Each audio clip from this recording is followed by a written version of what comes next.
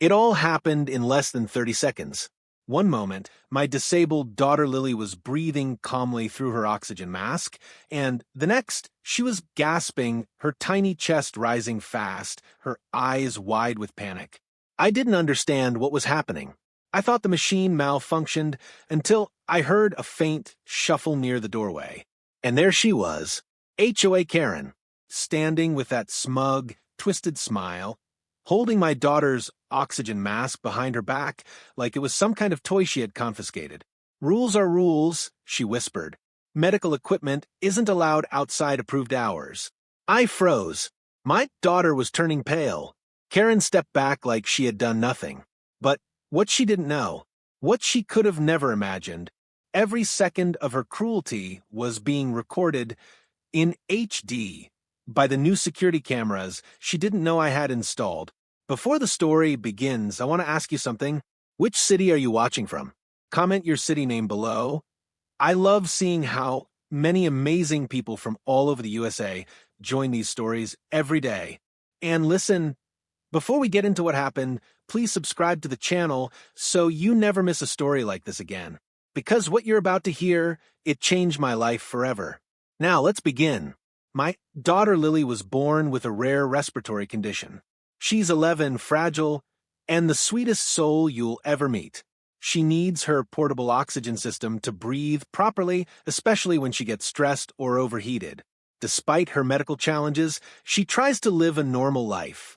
She loves coloring books, her pink wheelchair, and feeding stray cats outside our porch.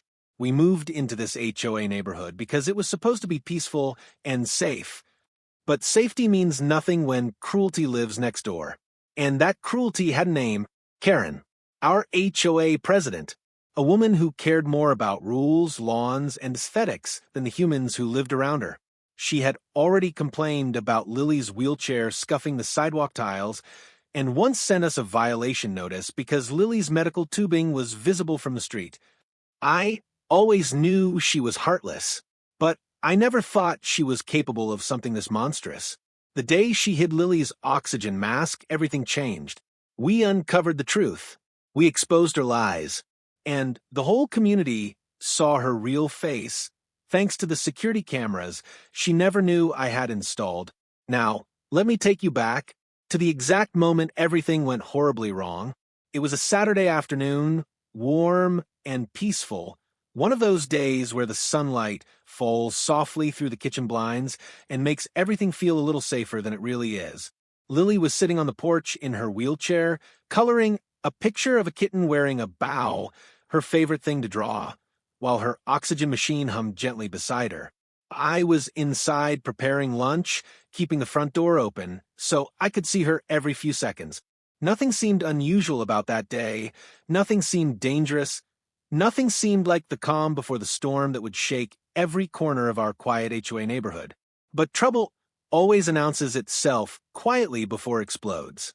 I first sensed something was wrong when I heard a faint cough. Not the kind Lily usually gives. This one sounded strained, forced, like she was desperately trying to pull in air and failing. I rushed to the door. Her coloring pencil had fallen on the porch floor, and she was clutching the armrests of her wheelchair. Her tiny chest was rising too fast. I scanned the porch for her oxygen mask, the mask she always kept on unless she was feeling fully stable, and my heart dropped. It wasn't there. The tubing dangled in the air, useless. "Lily? Sweetheart? Where's your mask?" I shouted, panic slicing my voice. She shook her head weakly, trying to talk, but only soft gasps came out. I dropped to my knees beside her, searching everywhere, under the chair, behind the railing, across the porch. Nothing. It was gone. I grabbed her emergency inhaler, but she pushed it away. She needed the mask, not the inhaler. Her breathing worsened. Her lips were paling. Every parent knows the feeling of watching their child struggle and not being able to help. That stabbing fear becomes a physical weight pressing down on your chest, squeezing your heart with every second that passes. I tried to calm her, rubbing her back, whispering, "I'm here, baby. Just hold on." But inside, I was breaking. I ran inside for the backup mask we kept in the closet, praying it was where it belonged. But When I opened the box, it was empty. Completely empty. We never left it empty. We never made that mistake. Something felt wrong, off, unnatural. Someone took it. Someone touched it. Someone removed it on purpose. I sprinted back outside, my mind racing, trying to piece together how that was even possible. Lily could barely inhale now. Her small hands trembled as she fought to stay conscious. I decided to take her inside, to connect her to the main oxygen machine. But just as I positioned myself behind her wheelchair, I heard a sound that froze my blood, a quiet shuffle, the brush of fabric, and then a voice. Looking for something? I turned so fast I almost twisted my ankle.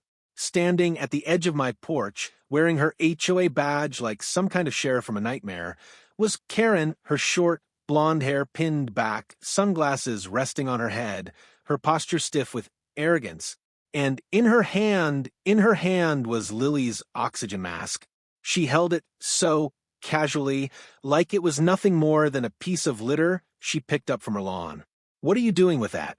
I screamed, my voice cracking with rage I didn't know I was capable of. She shrugged. "Enforcing rules. Your daughter's medical equipment is only allowed outdoors with prior HOA approval.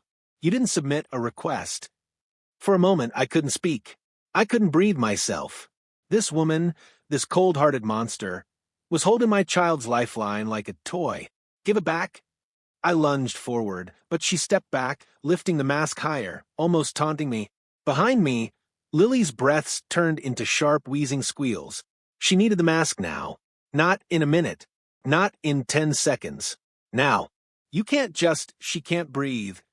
I begged. "She's a child. Are you insane?" Karen smirked. "If she can't breathe without all this equipment cluttering up the porch, maybe she shouldn't be outside. Rules are rules. This neighborhood is supposed to look tasteful." Tasteful. She used the word tasteful while my daughter was suffocating. I stepped closer again, lowering my voice, trembling with a fury that made my whole body shake. "Karen, I swear to God, if you don't hand that mask over or what," she snapped, "you'll break another HOA rule?" Her smile widened, mean and satisfied, like she was finally getting the control she had always wanted over us. "You people think the world should bend around your special needs child. But this is a neighborhood with structure." Behind me, Lily made a small choking sound, and I felt myself unravel.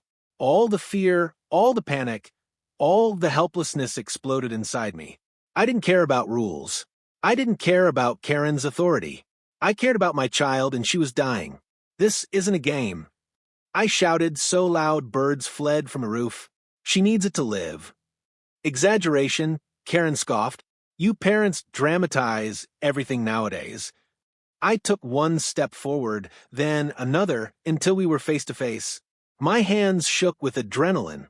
"Give me the mask," I growled, every word dropping like a stone. Karen's eyes narrowed. She lifted her chin like she was the queen of the cul-de-sac. No, that one word nearly ended me. I moved to grab it, but she jerked her arm back and turned around, clutching it tighter. I froze, my breath locking in my throat. Not because of Karen, but because I realized something. I had installed new security cameras last week. Cameras that recorded every corner of our porch. Cameras that caught everything. And Karen didn't know. She had no idea her cruelty was being recorded in crystal clear HD. My eyes widened. Not in fear, in realization. I looked at her one more time, and I said quietly, "You just ruined your entire life." Her smug smile faltered. "What?" I didn't answer. I didn't need to. Because the cameras were already watching, Karen blinked at me like she hadn't understood what I just said, her grip tightening around the oxygen mask, as if she could somehow hide her guilt by holding it closer to her chest. I didn't waste another second. I pushed past her, lifted Lily from her wheelchair into my arms, and carried her inside as fast as I could. Her breathing was shallow now. Barely there, her head resting limply against my shoulder. I fought, every instinct telling me to collapse under panic. Instead, I laid her on the couch and sprinted to the main oxygen machine. My hands trembled violently as I connected the tubing, adjusted the settings, and prayed it would kick in quickly enough to stabilize her. When the oxygen began to flow and her breaths deepened slightly, I felt my knees weaken in relief. But the horror wasn't over. I stormed to the front door and saw Karen still standing on my porch like she owned it, tapping her foot, annoyed that I hadn't returned to her nonsense. I walked toward her with a calmness that wasn't calm at all. It was the kind that comes right before something dangerous. "Where is the backup mask?" I demanded. "I put it somewhere safe," she said dismissively, glancing at her watch. "Your storage areas weren't up to HOA standards. Consider this a warning." A warning. She called nearly killing my child a warning. I felt something inside me snap, but I didn't yell. Instead, I stepped back and looked up directly toward the small black security camera lens perched just above the porch corner. Its light blinked gently, recording. And that blink was the heartbeat of my rising confidence. "Karen," I said slowly, "do you know what that is?" She followed my gaze lazily, then frowned. "What? A camera?" She squinted. "Since when?" "Since last week," I replied. "It records audio and video, and it saw everything you just did." She started to laugh, a short, sharp laugh like she thought I was bluffing. "Please, cameras need HOA approval. If you installed one without permission, you're in more trouble than you think." "Wonderful," I said. "Then I guess the HOA board will be thrilled to watch you hiding my disabled daughter's oxygen mask." Her face drained of color. Finally, something pierced that plastic shell of arrogance she wore every day like armor. "You're bluffing," she hissed. "No camera can see from that angle." "It can see the porch," I said. "The wheelchair. My daughter. And you." She swallowed hard, and her hand loosened around the mask. For the first time ever, I saw panic flicker across her eyes. But it was too late. The damage was done. I was enforcing regulations," she stammered. "Medical devices must be approved, not when they're life-saving equipment. Karen." I snapped. "And even if approval were needed, you don't snatch it out of a child's hands like you're confiscating a toy." She opened her mouth to argue again, but I had already turned away. I didn't want to hear her excuses. I just wanted justice. I walked back inside and locked the door. Lily was breathing steadier now, but she was still weak, her little hand gripping mine for comfort. "Daddy, did I do something wrong?" she whispered. My heart shattered. "No, sweetheart. You didn't do anything wrong. Someone else did. Someone who should know better." I kissed her forehead. She tried to smile, but the fear in her eyes made my stomach twist painfully. I couldn't let this happen again. I wouldn't. After settling her with her favorite blanket and cartoon playing softly on TV, I walked to my small home office. The security camera feed was already loaded on my laptop. My fingers hovered over the mouse for a moment, my breath shaking as I clicked on the footage from just minutes earlier. And there it was, clear as daylight. Karen walking onto the porch, Karen yanking the mask off the oxygen line, Karen smirking while my daughter struggled, Karen mocking her, Karen refusing to return it. Every second recorded, every word captured, every cruel movement preserved. I watched it all, heart pounding, fury rising with each frame. This wasn't just HOA abuse. This was child endangerment. I saved the footage to my desktop, then mirrored it onto a USB drive, then uploaded it to a private cloud. I wasn't taking any chances. My daughter's life mattered more than Karen's ego or HOA rules. As I stared at the screen, I realized something else. This footage didn't just show Karen. It showed the truth of what our HOA had become under her leadership. Cold, controlling, dangerous. I wasn't going to quietly take it anymore. I returned to the living room to check on Lily. Her breathing was stable now. She looked up at me with those big, trusting eyes and whispered, "Thank you for saving me." I hugged her tightly, trying not to let her see the tears burning behind my own eyes. "I'll always save you," I whispered, "no matter what." And in that moment, I made a decision that would change everything. I wasn't just going after Karen. I was going after the whole corrupt HOA board that let her torment families like mine. I picked up my phone. My hands didn't shake anymore. My voice didn't break. I was done being intimidated. 911, what's your emergency? The dispatcher asked. My HOA president intentionally hid my disabled daughter's oxygen mask, I said steadily. And I have the footage to prove it. The dispatcher's tone shifted instantly. Sir, stay on the line. Officers are on their way. As I hung up, I glanced through the window. Karen was still pacing the sidewalk, muttering to herself, unaware of the storm she had triggered, unaware that her entire empire of control was about to crumble completely, unaware that, for the first time ever, I wasn't afraid of her anymore. The police sirens echoed faintly in the distance. Justice was coming. The sirens grew louder, echoing between the houses like a promise that someone was finally coming to stop this nightmare. Karen must have heard them too, because when I looked outside, she stiffened, her shoulders rising, her face twisting into confusion and denial. She paced faster, glancing from my front door to the street, as if trying to figure out a way to rewrite the story before it hit her. But it was too late. 2 patrol cars rolled into the neighborhood, red and blue lights, painting the neat driveways and manicured lawns with a sense of urgency this place had probably never seen before. Neighbors began stepping outside, heads turning, whispers spreading like wildfire. HOA gossip always traveled fast. Today, though, the truth would travel faster. I opened the front door just as the officers approached. Sir, you made the emergency call? The first officer asked, professional yet concerned. I nodded, stepping aside, so he could see Lily on the living room couch, her oxygen line connected, her face pale, but stable. His expression hardened. Tell me exactly what happened. I didn't even speak at first. I simply handed him the USB drive and pointed to my laptop. It's all there, I said quietly. Everything. While one officer stayed with me to review the footage, the other walked toward Karen, who suddenly tried to act like she was the victim of some misunderstanding.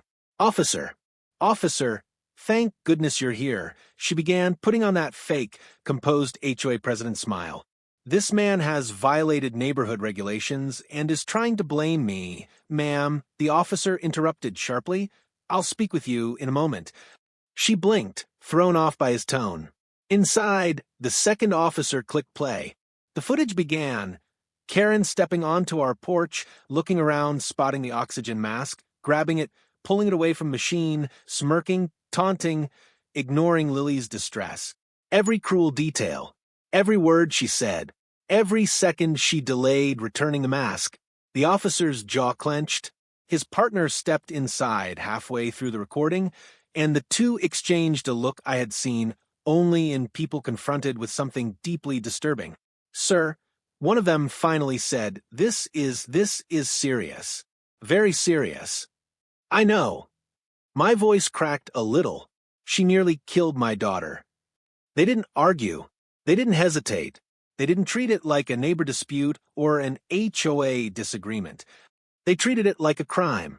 Because it was, the officers stepped back onto the porch and approached Karen, who immediately started talking over them. Whatever he showed you is out of context. He hates the HOA. He has broken so many regulations that, ma'am, the officer said firmly, you need to stop talking. She straightened, offended. Excuse me? We've seen the footage. Her fake smile collapsed. She looked from one officer to the other, then toward my house, then back at them again, her eyes darting like a trapped animal. Footage? What footage? The security cameras, the officer replied. Every second of your interaction was recorded. Karen froze. She didn't blink. She didn't breathe. She stayed stuck in that moment like her brain had short-circuited. That's illegal, she suddenly snapped, pointing at my house with a shaky hand. He can't record me without HOA permission. I'm the president. You're on his porch, the officer shot back, and the cameras show you taking a medically essential oxygen mask from a disabled child. That's child endangerment. Her face went white. No, I wasn't. I wasn't endangering anyone. I was I was enforcing regulations. Ma'am, the second officer said, voice flat and cold, you put that child's life at risk, and you refused to return the mask when her parent begged you to. You obstructed life-saving equipment. That is a criminal offense. This is a misunderstanding, she screeched. You don't know how many violations this family has committed. They have clutter, equipment, cables. Their porch breaks HOA aesthetic guidelines. Ma'am, he repeated, this isn't about aesthetics. Then he stepped forward. Turn around. Karen stepped back. No, you can't do that. I'm the HOA president. You can't arrest me. I make the rules here. The officer didn't flinch. Turn around, ma'am. Hands behind your back. She shook her head, violently, her blonde hair bouncing. No, you can't. This is MY neighborhood. This is MY authority. I run this community. The officer took another step forward. Not anymore. When he reached for her arm, she jerked away and screamed, an ear-piercing, dramatic scream that echoed through the cul-de-sac like a fire alarm. Neighbors gathered along driveways, shocked. Some held their mouths. Some whispered, "Oh my God!" Some pulled out phones. But no one defended her. Everyone had seen her behavior for years. Everyone knew her hostility, her controlling nature, her obsession with power. No one was surprised she had finally gone too far. They were only surprised it had taken this long. The officer took her arm again, firmer this time. "Ma'am, don't resist." She thrashed once more like a toddler throwing a tantrum. "This is harassment. I'll have you fired." Ma'am, he said, pulling her wrists behind her and securing handcuffs. "You have the right to remain silent." The neighborhood went dead quiet. Karen, the woman who never stopped talking, suddenly had nothing left to say. The officers led her toward the patrol car as she continued kicking uselessly. "This isn't over," she hissed. "I'll sue. I'll get the entire board to—" Actually, one neighbor interrupted loudly from across the street. "The board already called an emergency meeting.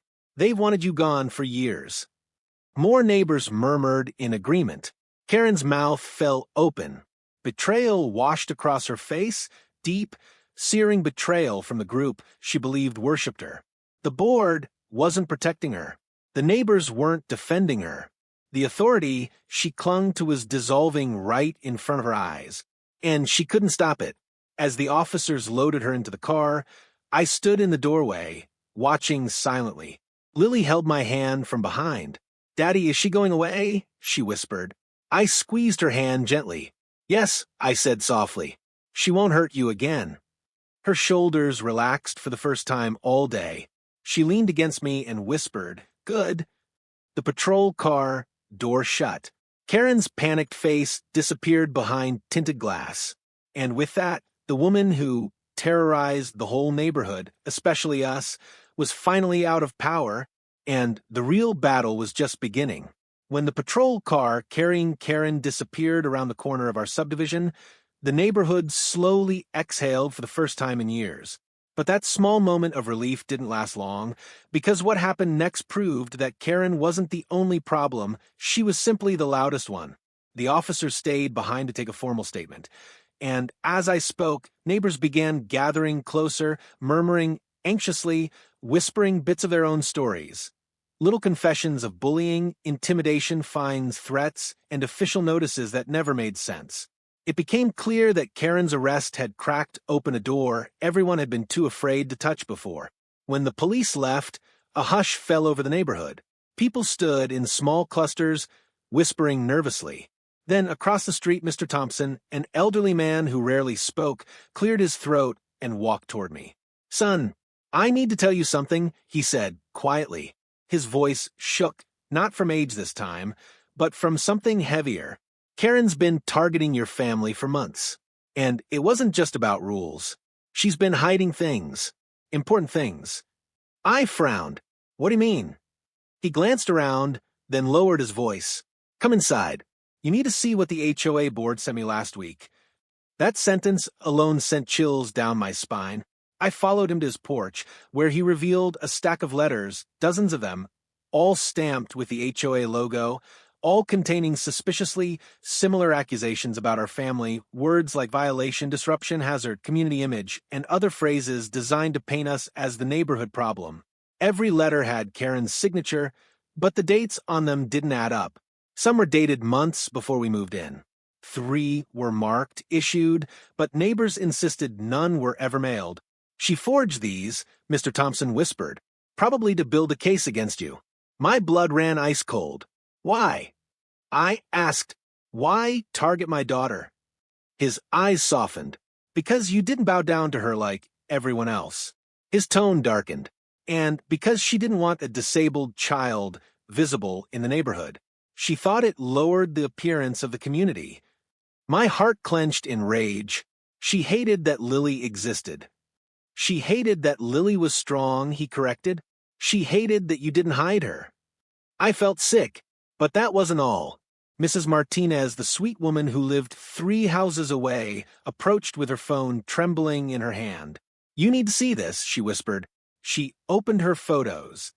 Dozens of images appeared showing Karen walking around the neighborhood, taking pictures of our porch, our car, our mailbox, even Lily's medical equipment through our front window. "She's been documenting your life," she said, voice breaking. We all thought she was just, well, being her usual self. But now, it feels wrong, like stalking. My stomach tightened painfully. This wasn't just harassment. It wasn't even just cruelty. This was a pattern, a fixation, an obsession, and it went deeper, much deeper. That evening, after putting Lily to sleep and securing the house like a fortress, I received an email. The subject line read, "Urgent. HOA emergency meeting, attendance required." The sender, HOA Vice President Mark Watkins, the same man who had always pretended to be neutral, reasonable, well-spoken, the one everyone assumed kept Karen balanced. The email demanded my presence at their clubhouse within the hour. Not requested, demanded. I stared at the message, fury boiling. They wanted to discuss the situation. They wanted to review the footage. They wanted to resolve the conflict internally. Internally? After my daughter nearly died? After Karen was arrested? After her crimes were captured on camera? Absolutely not. But a part of me knew I needed to go. Because if I didn't show up, they might twist the narrative, protect themselves, destroy evidence, spin lies, and cover up years of abuse. They weren't calling a meeting to help me. They were calling a meeting to save themselves. So I went. When I entered the clubhouse, the entire board sat behind their long wooden table like a panel of judges. Mark sat in the middle, tapping a pen against the table. Beside him was Linda, the treasurer, whose expression flickered with discomfort. And next to her was Brian, the secretary, sweat forming on his forehead despite the air-conditioned room. Mark gestured to the empty chair in front of them. "Please sit." "I didn't say what you called me here to say." Mark inhaled slowly, choosing his words carefully. "What happened today is unfortunate." "Unfortunate." I repeated, my voice rising. "She hid my daughter's oxygen mask." "Yes," he said quickly. "And we're disappointed in her actions. But you need to understand the wider implications. A public arrest reflects poorly on the neighborhood. Property values, stop." My voice echoed sharply. "Say it clearly, she endangered a child." The board exchanged uneasy glances. Linda finally spoke. "We reviewed the footage." Mark shot her a warning look, but she continued. "And it's not the first time she's done something like this. There were complaints filed, ones we never responded to." "Complaints from who?" I asked. "Families she targeted," Brian whispered. "She went after a veteran with PTSD, a single mother, an elderly man, anyone who didn't fit her ideal image." My stomach twisted. "So, why didn't you stop her?" Silence. Thick, heavy, shameful. Mark leaned forward. "Because she threatened us too.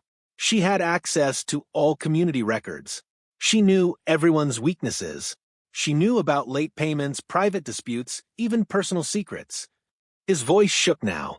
"She used them as leverage. And you all just let her?" I demanded, horrified. Linda spoke again, tears forming in her eyes.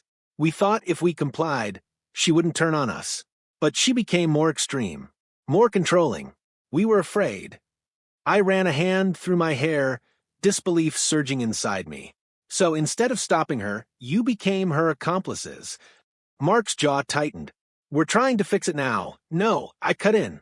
Now you're trying to save yourselves because the police are involved. Don't pretend this is about doing the right thing. The air shifted. A thick silence filled the room. We need the footage, Mark finally said, to handle this discreetly. I laughed, a cold, humorless laugh. Discreetly? My daughter almost died. And you want discretion? Mark stood abruptly. If this goes public, investors will withdraw, home prices will drop, the neighborhood will face legal action. Good. I said it loudly, firmly, without hesitation. Maybe losing money is the only way people like you understand the weight of what you allowed. Linda covered her face with her hands. Brian looked like he wanted to crawl out of his own skin. But Mark's expression turned defensive. If you don't cooperate, he warned, the HOA will pursue action against you for violating installation guidelines, security policies, camera placement. You're threatening me? I stepped closer, voice low and dangerous. After what your president did to my child? We're offering a path to resolution, he insisted. A quiet one. I stared him dead in the eyes. You want quiet? I whispered. Then you should have controlled the woman you put in power. His face paled. And in that moment, all 3 board members realized it. Karen's arrest wasn't the end of the crisis. It was the beginning of their downfall. And I had the power to expose them all. I left that HOA clubhouse with my heart pounding and my mind razor sharp, more awake than I'd felt in years. The board wanted my silence. They wanted to bury this. They wanted me to hand over the footage and trust the same people who had let Karen terrorize us. That wasn't happening. Not after my daughter almost lost her life because of their cowardice. As I stepped into the evening air, the sun was dipping low, painting the neighborhood in a golden glow that didn't match the ugliness simmering underneath. Neighbors watched from their driveways again, curiosity written across their faces. Mrs. Martinez walked up to me, holding her phone tightly. What did they say? She asked. I exhaled, running a hand through my hair. They want it all handled discreetly. No public noise. No exposure. Her jaw tightened. Of course they do. They're afraid. That word, afraid, hung in the air. Afraid of the truth. Afraid of accountability. Afraid of losing control.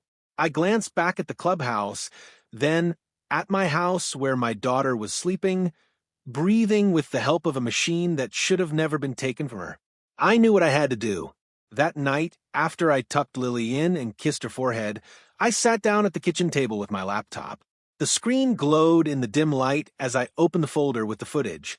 My finger hovered over the trackpad, my heart beating hard. This wasn't just about us anymore. This was about everyone Karen had hurt. Everyone who'd been silenced, fined, threatened, humiliated, or ignored. I opened my email and started typing. Local news stations, advocacy organizations for disabled children, legal aid groups, community watchdog pages. Subject line, HOA president endangers disabled child caught on camera. I attached the footage, explained what happened, and hit send. Then I posted a shorter version of the story in a local Facebook community group. No names, no addresses, just the facts, and a blurred version of the video with Lily's face protected. I wasn't ready to put her identity out there fully, but I needed people to see the truth. Within minutes, the posts started blowing up. Comments poured in. What kind of monster does this? File charges. Sue the HOA. This isn't just a violation, it's attempted manslaughter. Name the HOA. People need to know. My phone buzzed nonstop with messages, shares, notifications. At first, I felt nervous. Had I opened a door I couldn't close now? But then I thought about Lily's terrified eyes on that porch, and I knew there was no going back. By morning, one of the local news stations had replied. Then another. Then a third. They all wanted the full story. They wanted interviews. They wanted to shine a light on this shocking example of HOA abuse and discrimination against a disabled child. I agreed to one. Then I agreed to all three. I wasn't hiding anymore. When the first reporter showed up at my door with a camera crew, Lily clung to my side, shy but curious. I knelt next to her. "Sweetheart, some people want to hear what happened to you." I told her gently, "You don't have to talk if you don't want to. But if you do, you might help other kids who are treated unfairly too." She thought for a moment, then nodded slowly. "I want to help," she whispered. "That's my girl, I thought. Stronger than any board, any rule, any Karen." The interview took place on our porch, the same place where it all happened. The reporter's voice was calm but heavy with emotion as she asked, "Can you walk us through what happened that day?" I told the story from the beginning. Lily's condition, the importance of her oxygen, the repeated harassment from Karen, and finally, the moment she took the mask. I watched the cameraman's expression harden as the footage rolled on a small monitor. It was one thing to hear about cruelty, it was another to see it. "And how did the HOA respond?" the reporter asked. I didn't sugarcoat it. I explained the forged letters, the ignored complaints, the emergency meeting, the attempt to pressure me into staying quiet. The reporter's eyes widened. "So they tried to sweep this under the rug?" "Yes," I said simply. "They chose their image over my daughter's life." That line hit like a hammer. I could feel it in the air, the weight of that truth. By that evening, my story aired on the 6 p.m. news, then again at 11. The station also posted it online. And that's when everything exploded. The video was shared beyond our city, then our state, then across the country.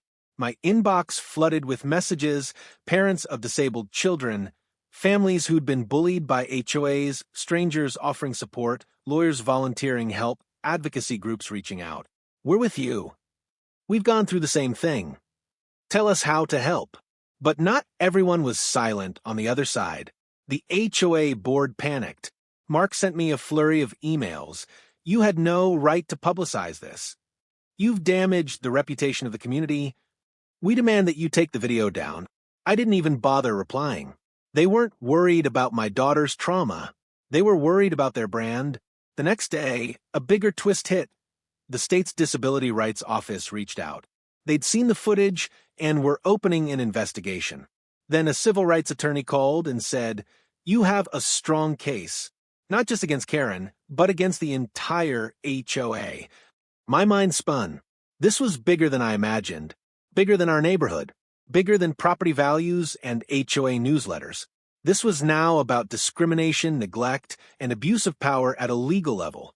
And then came the announcement that changed everything. The HOA board called for a full community assembly. All homeowners were required to attend. They sent out stern emails, tried to frame it as a clarification meeting to correct misinformation. But everyone knew better. They were cornered. And on the night of that meeting, the clubhouse was packed. People stood along the walls, crowded near the back, buzzing with anger. I walked in holding Lily's hand, feeling dozens of eyes turn to us, not with judgment this time, but with empathy. Some nodded. Some gave small smiles. A few even whispered, "We've got your back." At the front, the board sat with tense faces and thick folders. Mark tapped the microphone, trying to sound in control. "Thank you all for coming on such short notice," he began. "We are here to address some exaggerated claims that have circulated online." A low murmur of disagreement rippled through the crowd. Mrs. Martinez folded her arms tightly. Mr. Thompson shook his head. A man from the back shouted, "We saw the video. There's nothing exaggerated about it." Mark tried to maintain composure. "The footage does not reflect the full context," and I stepped forward before he could finish. "Play it," I said loudly. The room went quiet. Mark blinked. "Excuse me?" "Play the footage," I repeated. "If the context is missing, let everyone see it. All of it." The entire room turned their eyes to the board.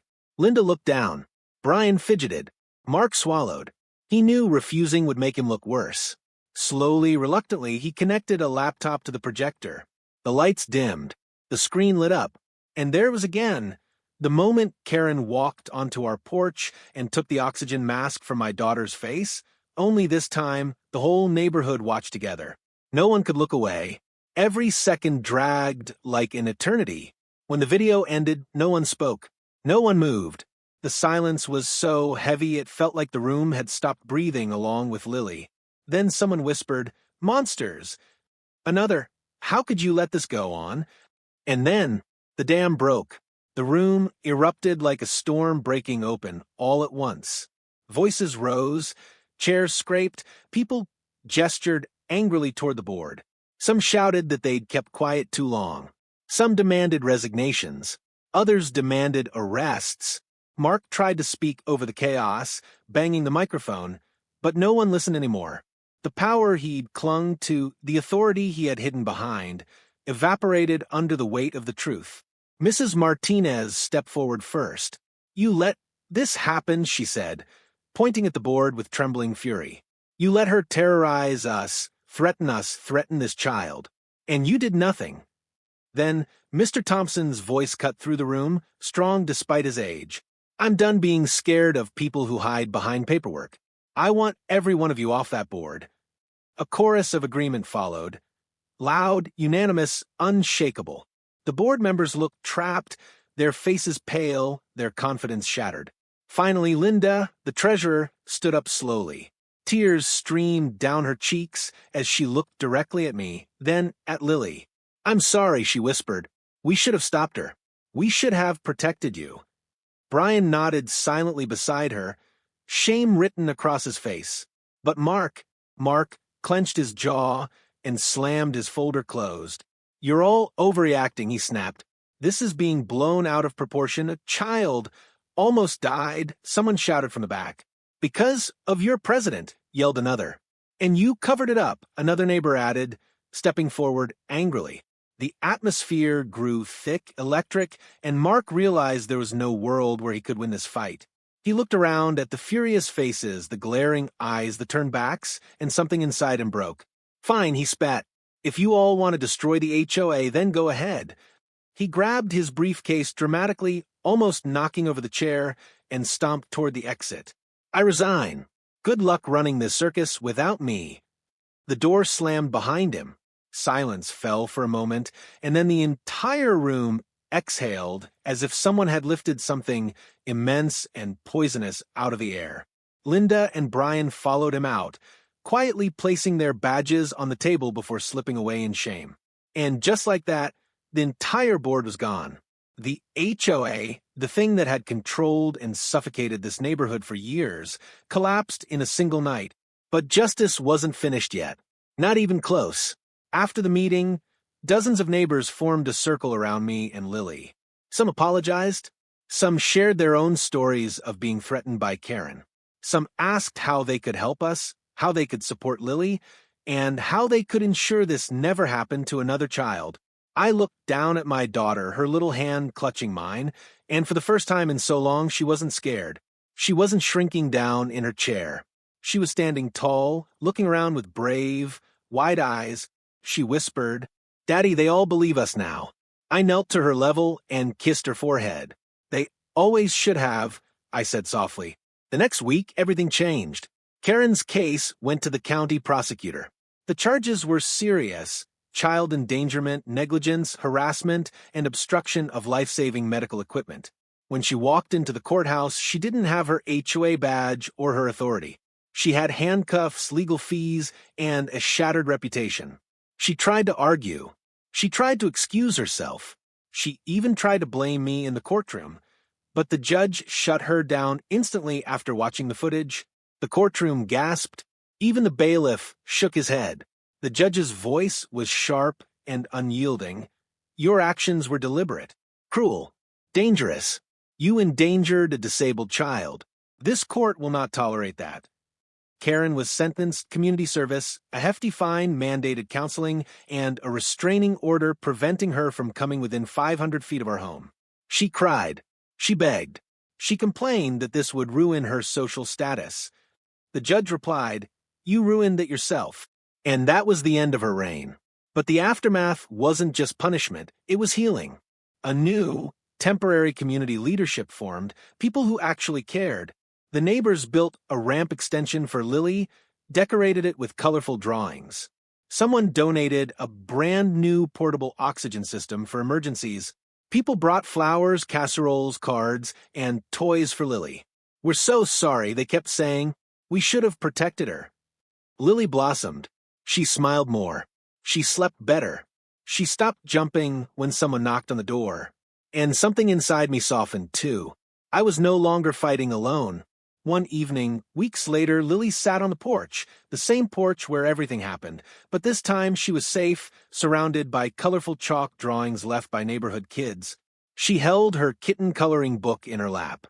The sunset painted the sky in warm oranges and pinks. "Daddy," she said suddenly, "do you think bad people will ever stop being bad?" I sat beside her and thought for a moment. Then I pointed to the houses around us. Lights glowing, families laughing, kids playing. "Maybe not," I said, "but when good people speak up, when they stand together, bad people can't win." She nodded thoughtfully, then leaned her head against my arm. "I'm glad you didn't stay quiet," she whispered. My eyes stung, but I smiled. "I'll never stay quiet when it comes to you." As the sky darkened and the porch lights flickered on, I realized something important. What happened to us wasn't just a tragedy. It was a turning point for our family, for our neighborhood, for everyone who had been too scared to speak up. And as I wrapped my arm around my daughter, feeling her steady breathing against me, I knew this chapter of our lives didn't end with fear or pain or cruelty. It ended with truth, strength, and community finally standing together. And above all, it ended with Lily safe, breathing, smiling, and living the life no HOA president could ever take from her again. If this story moved your heart, even for a moment, then please don't leave without doing 3 simple things. First, hit that like button. It helps this story reach more good people who believe in justice, kindness, and protecting kids like Lily. Second, make sure you subscribe to the channel. We tell real, emotional, powerful stories every single day, and I don't want you to miss the next one. And lastly, tell me in the comments, which city are you watching from? And what would you have done if you saw this happening to a child in your neighborhood? Your voice matters. Your opinion matters. And together, we can make sure no child ever gets treated the way Lily was treated. Thank you for watching. Stay safe, stay kind, and I'll see you in the next story.